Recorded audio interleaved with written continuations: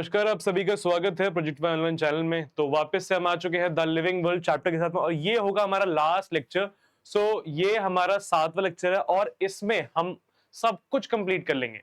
Means अब तक हमने चैप्टर पूरा पढ़ लिया, हमने चैप्टर की रिवीजन कर लिया, हमने एनसीईआरटी का ओवरव्यू कर लिया और ये लास्ट चीज जो हम अब करने वाले हैं वो होगा हमारा एनसीईआरटी क्वेश्चंस। ठीक है, सो एनसीईआरटी जो हमारी प्यारी सी बुक है उसके बैक में जो हमारे टेक्स्ट क्वेश्चंस दिए हुए हैं आज हम उन्हें डिस्कस करेंगे। कुछ क्वेश्चंस जो कि एग्जाम में आते हैं उन्हें भी डिस्कस कर लेंगे। ठीक है, तो बिना वक्त गवाए हम शुरू करते हैं। वीडियो शॉर्ट रखेंगे ताकि आप जल्दी जल्दी इस चीज को पढ़ ले। नेक्स्ट, तो आज हम क्या करने वाले हैं भाई, आज हम करेंगे एनसीईआरटी के क्वेश्चन। ठीक है, प्रीवियस ईयर क्वेश्चंस थोड़े से ही हैं इस चैप्टर के अंदर में, ज्यादा प्रीवियस ईयर क्वेश्चन है नहीं, थोड़े से हैं तो वो मैं यहाँ पर डिस्कस कर लेंगे हम लोग। और हमारे पास आंसर राइटिंग टेक्निक है, तो छोटा सा टॉपिक है, आपको पता होना चाहिए, दैट्स इट, इसलिए रखा हुआ है। देखो एनसीईआरटी क्वेश्चंस, तो एनसीईआरटी का हमारा पहला क्वेश्चन है बुक के अंदर में, वो है why are living organisms classified. अब हमने इसको बहुत ही डीप में पढ़ा है कि भाई ऑर्गेनिज्म को क्लासिफाई किया ही क्यों जाता है। अब देखो, जब तुम अपने आंसर्स को लिखोगे ना, तुम्हें ना हमेशा ना पॉइंट्स को ध्यान रखना है, क्या क्या तुम पॉइंट्स लिखने वाले हो। देखो आंसर पॉइंट्स हमारे पास में यहाँ मेंशन पहले हमने लिख रखा है। पहला क्या है, लार्ज नंबर ऑफ ऑर्गेनिजम्स। हाँ, क्योंकि हमारे यहाँ पर बहुत ज्यादा लार्ज नंबर में ऑर्गेनिजम्स प्रेजेंट हैं। लेट्स अज्यूम जो हमने देखा था, आइडेंटिफाइड कितने, 1.7 से 1.8 million organisms. So do you think it is possible to study each one of that organism separately? नहीं, बिल्कुल भी आसान नहीं है और पॉसिबल ही नहीं है। लाइक पॉसिबल है तो बहुत ज्यादा तुम्हें रिसोर्सेज यूज करने पड़ेंगे। सो इंस्टेड ऑफ दैट हमने किया क्या, हमने उनको क्लासिफाई कर दिया। ठीक है, तो पहला क्या पॉइंट हो गया, why classified, because they are very large number of organisms that can't be studied separately. So for easy study, we have separated into classes. Like classified, we have classified them. Then for easy identification, like whenever we are finding a new organism, for identification we need characteristics. और वो हम कहाँ से निकालेंगे, classified जो groups हमने पहले से क्रिएट किए हैं वहां से निकाल के उससे मैच करेंगे और जहां वो मैच कर जाएगा उसमें उसको डाल देंगे।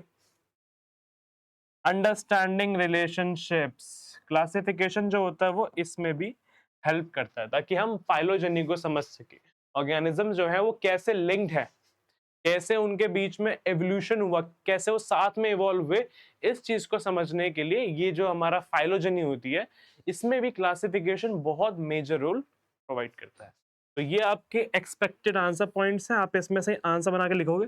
कोशिश ये करें कि आप पॉइंट्स में लिखें आंसर्स, बिकॉज ऐसे आपको मार्क्स इजीली देने की इजी होते हैं। ठीक है, तो टीचर्स जो होंगे जो भी आपकी मार्किंग करेंगे वो इजीली आपको मार्क्स देंगे, बट पॉइंट को थोड़ा सा इलैबोरेट करें। राइट, बिल्कुल ही आपको शॉर्ट हिंट पॉइंट्स में नहीं लिखना। ये तो फ्लैश पॉइंट्स है, ये बस आपके याद करने के लिए है कि आप ऐसे याद कर लोगे, लेकिन आपको हमेशा जो है वो जब भी लिखना है तो इस चीज को इलैबोरेट करना है अपने तरीके से, देन इसको लिखना है। ठीक है, चलो चलते हैं। नेक्स्ट क्वेश्चन हमारे पास है, why are the classification system changes every now and then. हाँ, अब देखो पहले जो था क्लासिफिकेशन सिस्टम अलग था, अब क्लासिफिकेशन सिस्टम अलग है। पहले क्लासिफिकेशन जो होता था, अर्ली क्लासिफिकेशन, वो फूड के, क्लॉथिंग के, शेल्टर के हिसाब से होता था। अब आप क्या क्या देख रहे हो, अब आप देख रहे हो भाई internal structure, external structure, cell structure और रिलेशनशिप, फाइलोजेनी हो गया, तो इतनी सब चीजें आप देख रहे हो।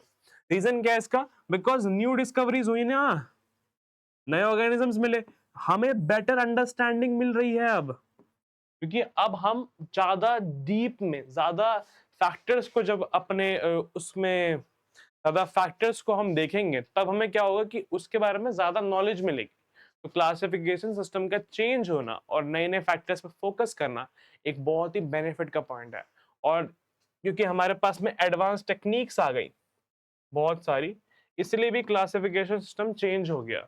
बिकॉज पहले हमें इतना मेजर नहीं, हमें क्या पता था कि सेल के अंदर कैसा होता है स्ट्रक्चर वगैरह वगैरह, वो तो अब डिफरेंट डिफरेंट टाइप के माइक्रोस्कोप्स आ गए हैं, एडवांस माइक्रोस्कोप्स हैं, एडवांस टेक्निक्स हैं बहुत सारी, जिनसे हम इन सब चीजों का पता लगा सकते हैं।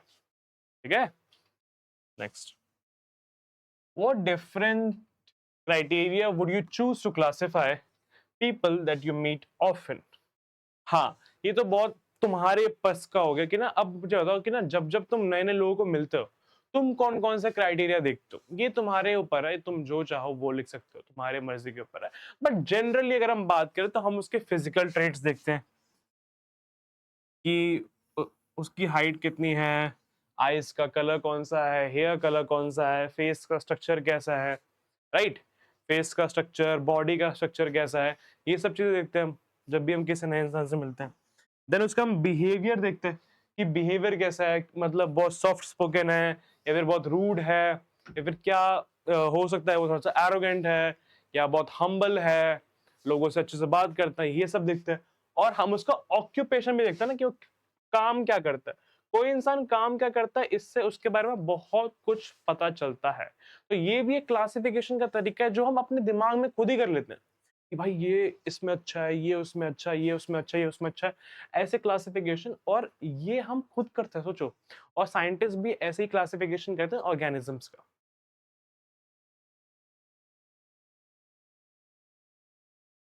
What do we learn from identification of individuals and populations? Oh, हम आइडेंटिफिकेशन करने से क्या सीखते हैं? बहुत सिंपल है, हम अच्छे से नेमिंग कर सकते हैं, नोमेनक्लेचर बढ़िया से हो सकता है। जब हम किसी भी ऑर्गेनिज्म को अच्छे से डिस्क्राइब करेंगे, तभी हम उसकी नेमिंग भी अच्छे से कर सकते हैं। अगर वो अच्छे से डिस्क्राइब नहीं होगा तो फिर उसकी नेमिंग भी अच्छी नहीं है, उसका आइडेंटिफिकेशन जरूरी है। अंडरस्टैंडिंग कैरेक्टरिस्टिक्स, जब आइडेंटिफाई करेंगे तो समझेंगे कि हाँ भाई, ये जो है ये तो भाई चार पैरों पे चलता है, इसके जो है इसका इंटरनल स्ट्रक्चर ऐसा ऐसा है, इसके पास में थ्री चेम्बर्ड हार्ट है, इसके पास में ये है वो है। तो ये जो हमने कैरेक्टर समझना है, ये भी आइडेंटिफिकेशन से ही आएगा। Proper classification, right? आइडेंटिफिकेशन जब अच्छे से होगा तभी क्लासिफिकेशन भी अच्छे से होगा। अगर मैं किसी चीज को अच्छे से आइडेंटिफाई नहीं कर पाऊंगा तो मैं उसे क्लासिफाई कैसे करूंगा कि वो उसमें आएगा उसमें आएगा।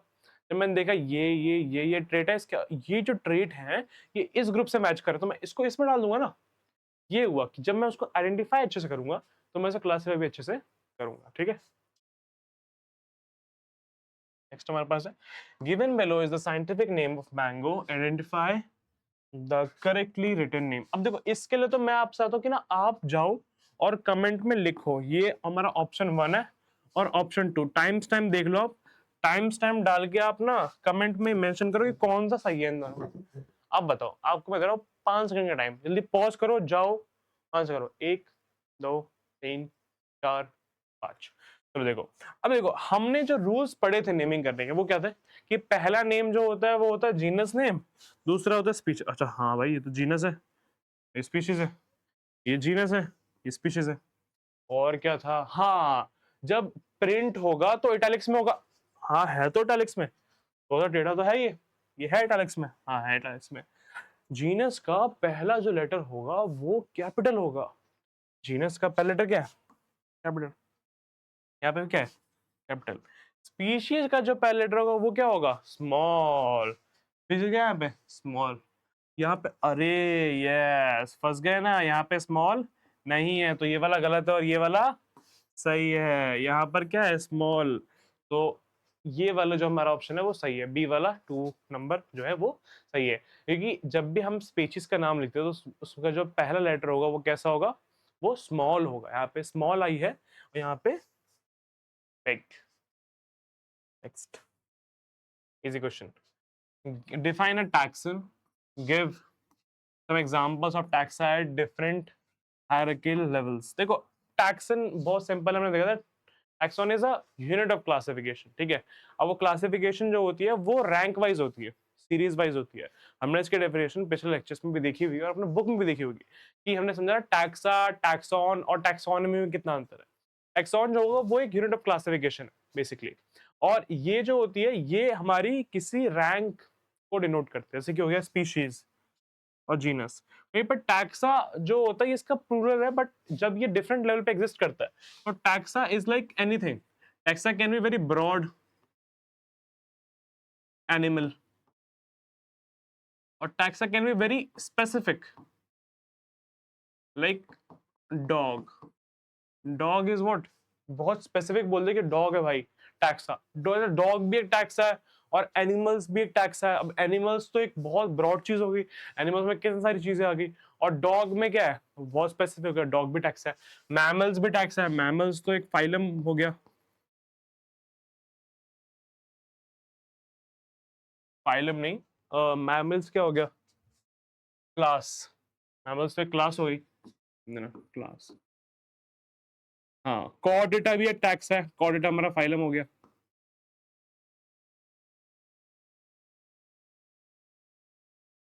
Next, can you identify the correct sequence of taxonomical categories? Okay, sequence बताएंगे, ठीक है ठीक है। स्पीशीज ऑर्डर गलत, जीनस स्पीशीज गलत, स्पीशीज जीनस ऑर्डर फाइलम सही है। वैसे इसमें बीच में और भी चीजें होंगी, जैसे कि species, genus, family, order, class, phylum, kingdom, ये है। इसको याद करने का तरीका कीप प्लीट्स क्लीन और फैमिली गेट सिक।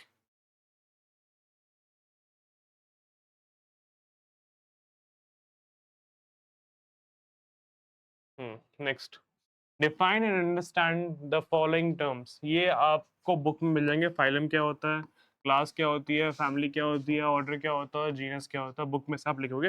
फाइलम क्या होता है, group of closely related classes, और ऐसे ही क्लास क्या होता है, group of close related orders. Family क्या होता है, group of close related genera. Order क्या होता है, group of close related families. और जीनस क्या होता है, group of closely related species. ये आपको पता है और ये बुक में मेंशन है, तो आप जाओ बुक में और बुक से पढ़ के आपके साथ लिखो। लिखोगे जितना उतना आपको याद होगा, ठीक है। स्पीशीज क्या होती है, हमारा पीवाईक्यू सेक्शन शुरू हो गया भाई।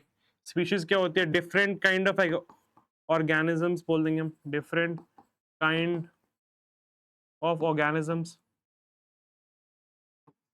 और क्या होता है, इसे बोलते हैं हम बेसिक यूनिट ऑफ क्लासिफिकेशन, सबसे बेसिक आती है।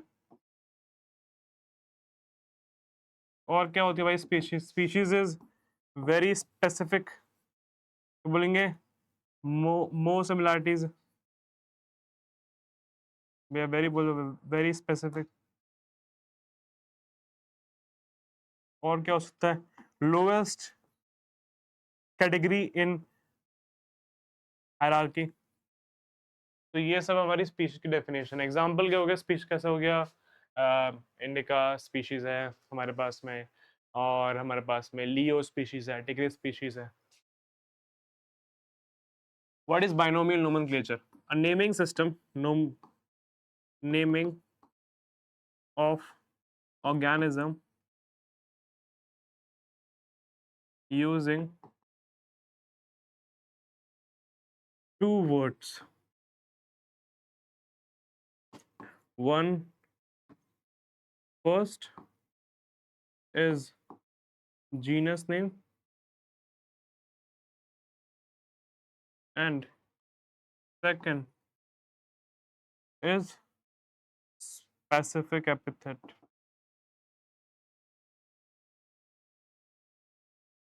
सिंपल। किसने डेवलप किया था इसको, कैरलस लिनियस।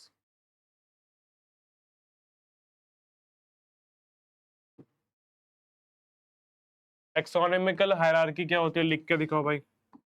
देखो, लोवेस्ट से शुरू करते हैं, species, genus, family, order, class, phylum, kingdom.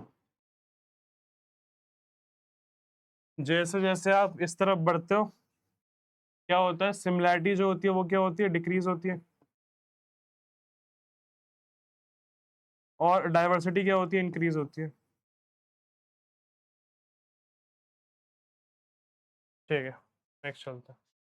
Taxonomy और सिस्टमैटिक्स में डिफरेंस क्या है? Taxonomy is characterisation, identification, nomenclature and classification, ये टैक्सोनॉमी है। और जब इसके अंदर में हम जोड़ देते हैं इवोल्यूशनरी रिलेशनशिप्स,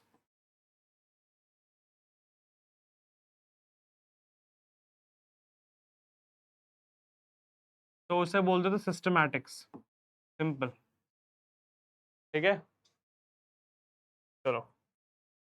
और लास्ट टाइम पे जीनस का एक्सप्लेन करो। जीनस क्या होता है? Genus is what? Group of related species, closely related species. Example दो। एक जीनस है हमारे पास में पैंथेरा।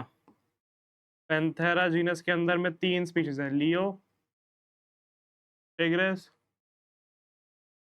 और पार्डस। सेम हमारे पास में एक एग्जांपल है solanum, tuberosum, melongena, nigrum. Example आ गया हमारे पास में, खत्म। देखो भाई, लास्ट है हमारे पीवाईक्यूज खत्म हो गए, एनसीईआरटी क्वेश्चंस खत्म हो गए। अब जितने अपने क्वेश्चंस देखे आप इनको खुद से करो नोटबुक में। जो नहीं आया एक बार एनसीईआरटी वापस रीड करो, वहां से क्वेश्चंस उठाओ, फिर करो। खुद करोगे तभी सीखोगे बात है, ठीक है। अब आंसर राइटिंग स्ट्रेटेजी क्या है? बहुत सिंपल है, बहुत सिंपल, कुछ नहीं सोचना। जब भी लिखो तो कीवर्ड्स हमेशा एनसीईआरटी से यूज करो, ठीक है।